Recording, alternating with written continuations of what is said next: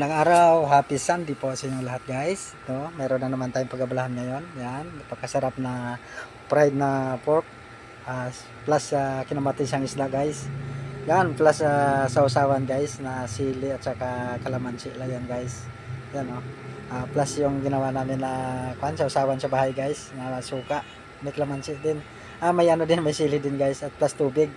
Ito yan guys, yan ang laman ng isda. Napakasarap yan guys na pagkaluto ko ng isda guys. Napakasimple, maganda yan sa sa mga high blood. Pero itong pork na niluto ko pang high blood din to ang katapat niya guys. Kaya dahan-dahan lang tayo sa sa pork, di ba? Fried na pork yan, napakasarap din yan. Kaya minsan yung masarap yun napasama guys. Kaya dandahan tayo yan guys. Pero to sa isda, kahit maubos natin yan, okay lang yan. Di ba? Yun sa, sa pork, tikim-tikim lang tayo guys. Hello po at welcome to my Roll channel. Guys, dito na naman tayo. Dito na naman tayo sa ating lulutuin guys. Di ba? Mahirap buksan yung lutuin guys. Ayaw yata magpaluto. Di ba?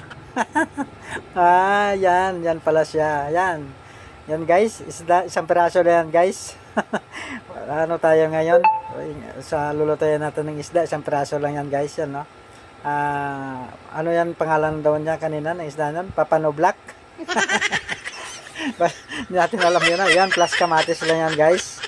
Yan, sabawan natin yan siya guys with kamatis, at saka sibuyas, saka luya, di ba? Saka yan, sili, isang piraso lang. Yon, plus magic, di ba?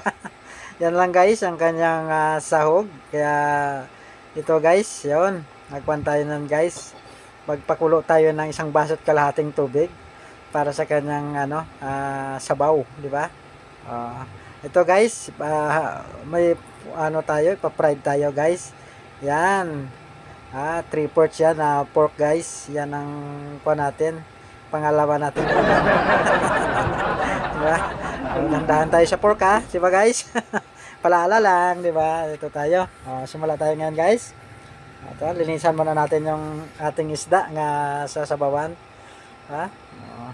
Para to sa high blood. Tapos yung pork natin pang high blood. Ano ba talaga, di ba? Sarap niyan yung isda na yan guys. Sarap ng sabaw niyan. Pagkakita ko kanya, sabi ko okay to okay to sabawan kahit kamatis lang to, di ba? Sibuyas. Yan nasa guys, yan, di ba? Katamtaman na lalaki. Ilagay muna natin sa plato, di ba? Pwede na. Diba? Magano tayo? Papakulo tayo ng tubig. Pero lagyan natin siya ng kunting asin guys, di ba? Habang magpapakulo tayo ng tubig. Kunti lang naman yung tubig natin nga papakuluan para may sabaw-sabaw tayo ngayon versus doon sa ating na pork, di ba? Yung baboy natin pa-fried natin yan.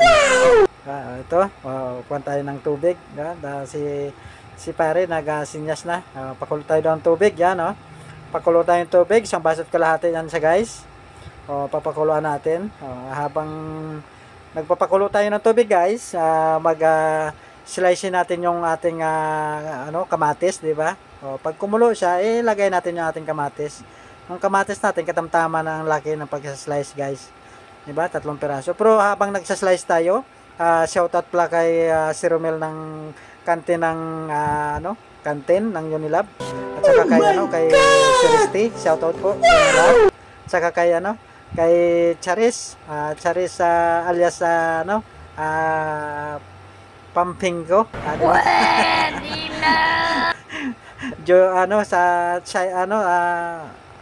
Cyrus. Cyrus Magic Cyrus. Shoutout. Saka kay George, di ba? Shoutout. Sana mapanood nyo to, di ba? Saka sa mga kasamahan ko po, shoutout sa inyo lahat. Joseph, lagi nanonood yan si Joseph sa aking vlog. Chef, shoutout po. Oh my God! Saka sa mga kasama ko, shoutout sa inyo lahat. Sa mga nanonood po, shoutout sa inyo lahat. Di ba? Sana mapanood nyo to, yung aking napakasimpleng linuluto. At saka ito yung ating balik tayo dito sa ating linuluto guys. Tumalsik pa. Dito muna tayo sa ating mga linuluto. Di ba? At kuha tayo ngayon ng kamatis. Tatanggalan natin to ng ano, tanggalan natin ng buto yung kamatis natin, guys. Diba? May kasabihan daw tayo dyan, sabi ng mga matatanda, yung buto daw ng kamatis, nakapang ano yan, diabetic daw. Nito, hindi pala diabetic. Nakakuan pala daw ng ano, ano tawag dito sa ano natin. Sabi nila, di ba? Ano to? Sa ating appendix pala. Sorry guys. Hindi ko mabigkas yung appendix. O yun ang sabi ng mga matatanda daw. Kasi madulas daw yung buto ng kamatis. Kaya lumilis daw yan sa ating bituka, guys. Pero ang kuha naman ng doktor, hindi daw yan ano. Hindi naman daw yan. Pero ano na lang natin kasi wala namang masama, di ba? Basta kuha na lang natin. Wala din naman masama yan eh. Kasi importante may kamatis yung ating linuluto, di ba?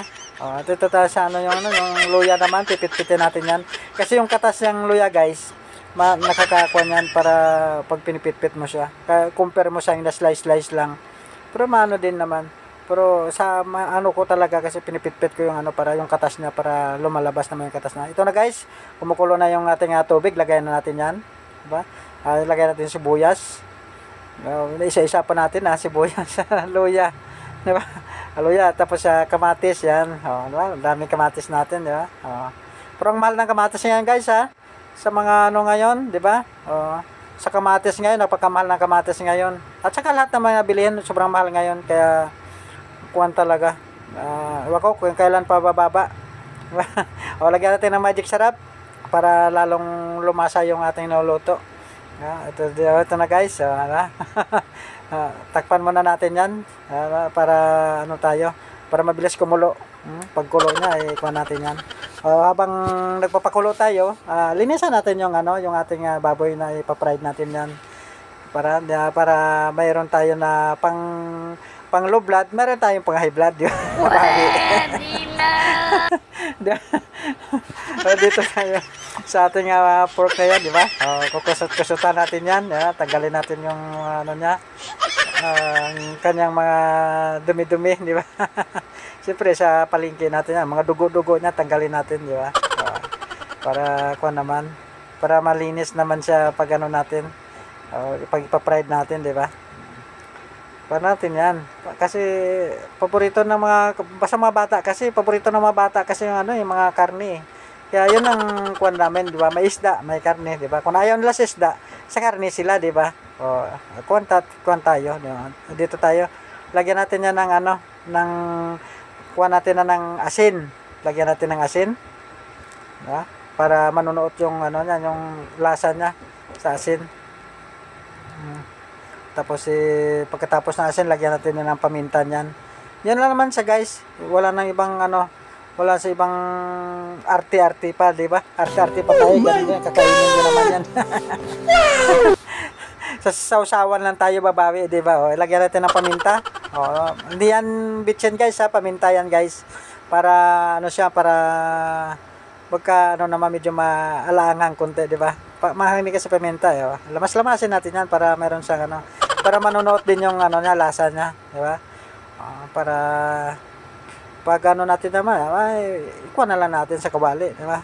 Ito na, kumukulo na, pwede natin lagay yung ating ano, ang ating lagyan natin ng paminta muna. Ito guys, paminta muna. Di ba? Para dagdag lasa din yan. Kuha natin ng paminta, kuha na natin ng isda, ilagay na natin yung isda. Diba? Ikuha na natin yung isda para pag kumulo, ano na natin yan, luto na sa mamaya. Sama natin yung ano, yung siling green, di ba? Takpan muna natin. Madalang minutos lang yan, guys. Luto na yan siya, guys. Pag kumulo lang yun, luto na yan. 2 minutes. 2 minutes, 2 minutes 2 minutes. Pareho lang. Pareho lang. Ito na, guys. Ang bilis nga, luto na. Ito na siya. Tikman muna natin yung lasa niya. Napaka sarap. Sarap ang lasa niya yan guys. Kahit ito lalagyan natin ng kunting asin, parang kulang-kulang pa sa asin. Kasi hindi naman ano lang ilagay natin, magic sarap lang 'yun guys. Kaya lagyan natin ng asin, di ba? Ito na. Kuha natin siya ng asin. Natin siya ng asin para medyo tumama ang timpla. Kunti lang guys. Ito lang siya, yan. Di ba? Para ano naman siya, kumpleto na. Titikman mo na para kung sure tayo, di ba? Ano na siya, masarap na. Di ba? Ito na siya. Ayos. Napasmile siya na. Pare ko, di ba? Sarap daw, okay. Pwede na yan. Kahit yun na lang, pwede na nga yan, di ba? Pero meron pa tayong isa nga lulutuin. Magluluto tayo. Ano na natin yan. Pagpalitin natin yan. Change kawali, di ba? Change kawali tayo. Magpapay na tayo ng ating pork na ginbabadlan natin sa asin at saka sa pamintang pino. Ayan ba? Kuhan tayo ngayon. Ipa-fried na natin yan, guys. Wala siyang mantika. Ano na natin yan para sa kanyang sariling katas, di ba? Ano na natin yan. Oh my God! Ilano na natin yan. Para yung niya, yung katas niya, yung ang mantika niya, yun ang magpaprito sa kanya. Diba? Kasi ang daming mantika niyan sa guys, kapag linagyan mo pa ng mantika, dadami na yung mantika niyan. Kaya yung sarili niya mismo yung pa-fried natin sa kanya, di ba? Init yung kawali. Pero dandahan lang tayo guys pag paano niyan. Kasi lumalaban yun sa guys, kahit na-slice niya, lalaban pa rin yan. Magkakaano ka pa rin yan, magkakapantal ka pa rin. Kasi yung niya, yung tumatalsik yung mantika niya guys, di ba? Ito na, nalagay natin, takpan muna natin sa guys para magkatubig-tubig, di ba? Kasi tumutubig yung karne. Ito na sa guys, wala na siyang tubig, babalik ta rin natin para yung niya, yung mantika niya, makuha niya sa kanyang yung sa kanyang taba, di ba? Yung taba niya, yun, kakatas yun. Di ba? Pag binaliktad natin yan, mabilis lang naman yan siya guys. Para yun, takpan natin ulit muna.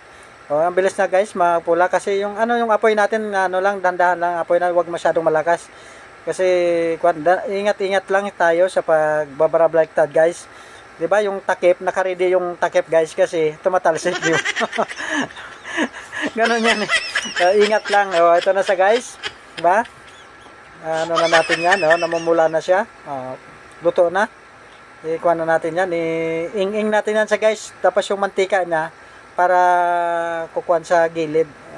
Igigilid natin yung karne para yung mantika niya, ba? Ganyan yan, ilagay na natin sa plato para maumpisa na natin. At saka yung yung mantika niya, guys, napakarami. Pag kinawan mo siya, hindi lang masyadong makita kasi nasa ng kawali. Medyo ng kawali natin. Pero yung karne namumula, diba? Ang daming mantika. Kaya kailangan talaga na ganun pagluto, doon na yung isda natin. Ba, lagyan na natin sa plato, yun Kasarap din ng isda natin, di ba? Para sa may high blood to, yung isda. Wala siyang gisa-gisa, wala sa di ba? Asin lang, di ba? Saka yung magic sarap, yun lang. Saka kamatis. Ito na sa guys. Ba? Yan fried na pork. Isda, yung fish natin na may sabaw na may kamatis. Yan guys, plus sausawan yan. Kalamansi at saka sili. Yan siya. Plus yung ginawa namin nga sausawan guys, yung may suka at saka sili din. Yan, plus tubig. Yan lang siya guys. Pero bago lahat, dasal muna.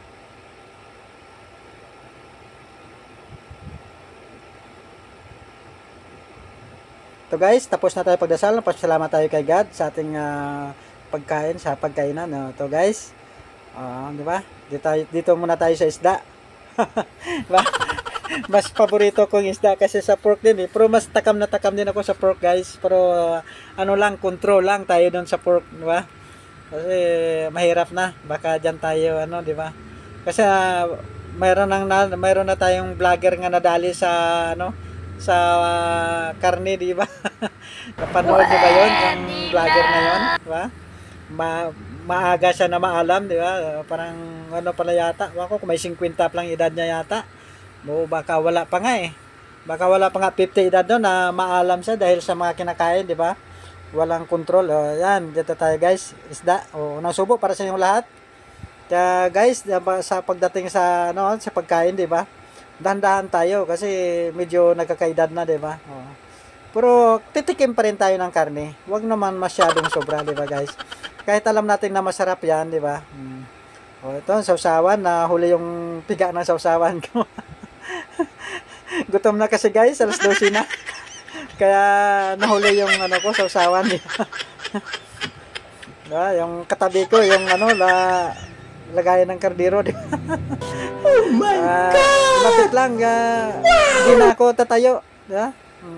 Pag gusto kong dagdag ng kanin, di ba? Nandiyan na sa gilid, di ba? Nandiyan na yung ano natin.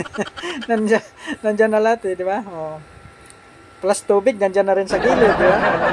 Kung tayo, hindi na tayo, ano, kasi hindi naman malaki bahay natin, eh.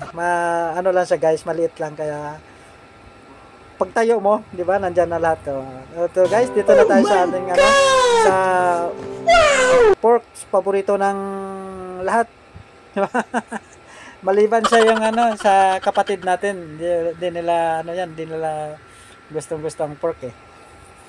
Sa kapatid natin na Muslim, di ba? Di nila ano yan. Kaya pagpasensya na po ya ano nito sa mga nanonood na kapatid natin, baka nakapanood sila, di ba? Kaya tayo sarap na sarap sila kasi hindi sila kwan nito, di ba? Bawal sa kanila. Kaya sa atin bawal din sa high blood, di ba? Pag high blood ka, di ba? Kaya pagpasensya nyo na, ha? Dito tayo, di ba? Sa isda tayo, di ba? Pag ang isda kasi, guys, itong isda kasi, pag yan ang ano mo talaga, at saka gulay, nako talaga. Ang ano ka talaga, nung unang mga panahon, di ba? Yun ang ano, kumakain din sila ng karne, pero bihira lang din yata ang karne kinakain nung unang panahon, kaya nga haba ng buhay nila, diba? Ang pinakaano nila 100, diba? O mahigit 100 ng ano nila, edad nila bago sila pumanaw, diba? Kaya sa atin kasi sa panahon natin ngayon wala nang control eh. Bahala na si Batman, diba? Si Batman ang bahala. Basta masarap na pagkain, tira lang na tira, diba? Oh. Sarap kasi talaga, diba? Yun ang sabi nga nila, kung saan yung masarap, yun ang bawal, diba? Ano lang, pero depende naman kung ano man talaga, pag ano mo nga makontrol mo sarili mo, kontrolin naman kasi siyempre sa atin naman yan eh, di ba? Hindi naman mapunta sa iba yan eh, di ba? Kaya kung mas mano talaga, isda, tapos gulay, di ba? Pero kumain ng karne, bihira lang din, di ba? Mga ano lang, paminsan-minsan lang din, di ba? Pati kasi ano sa kapag wala naman kasi sa karne kasi, di ba, manghina naman tayo. Kasi iba naman yung karne kasi naman talaga, kailangan din natin naman yan eh. Pero wag lang palagi sa laging karne tayo kumakain, di ba? Kasi matagal matunaw yung sa katawan natin. Pero itong mga ano, itong mga isda na to, ang bilis lang to, at saka ano, mga gulay, bilis lang yan. Kasi sa panunaw din natin eh. Pero pag medyo bata-bata ka pa, okay na naman yung karne eh. Kahit araw-arawin mo yan eh. Pag medyo bata ka pa naman eh. Pag maglampas ka na ng 30, yan na. Di ba? Magano ka na, di ba? Mag-unli ka na. Unlimited ba? Ano ba yun? Unlimited na tawag doon. Nagkontrol ba? Kailangan mo na talaga yun guys, oh, nahalos na kalahati kong isda. Masarap yung isda talaga, yung ano niya, laman niya, napaka ano siya. Tapos lalo yung sabaw niya, medyo masim-masim. Ito na guys, di ba? Taob na agad, oh. Umirit pa ako ng pork, di ba? Talaga namang napasarap sa pork, ha? Ganun na talaga, di ba? Oh my God! Excuse me po, di ba? Oh. Dumagdag pa kasi malutong-lutong siya, guys. Kasi pag ano na talaga, nag-fried sa kanya yung ano niya, taba niya, yung ano niya, katas ng taba niya. Yung mantika niya mismo nagluto sa kanya. Wala akong dinagdag na mantika doon. Diba? Kinuhaan ko pa siya ng mantika. Ganun talaga. O, diba? Ito na, oh, patapos na ako, diba? Ito na, ubos na. Yung natira ko sa kanila naman, kasama ko sa bahay, sa misis ko at sa anak ko. Ito na guys, tubig muna. Bago magpapaalam sa inyo, diba? Sa susunod ulit na videos. Maraming salamat sa lahat. God bless you all. Bye-bye.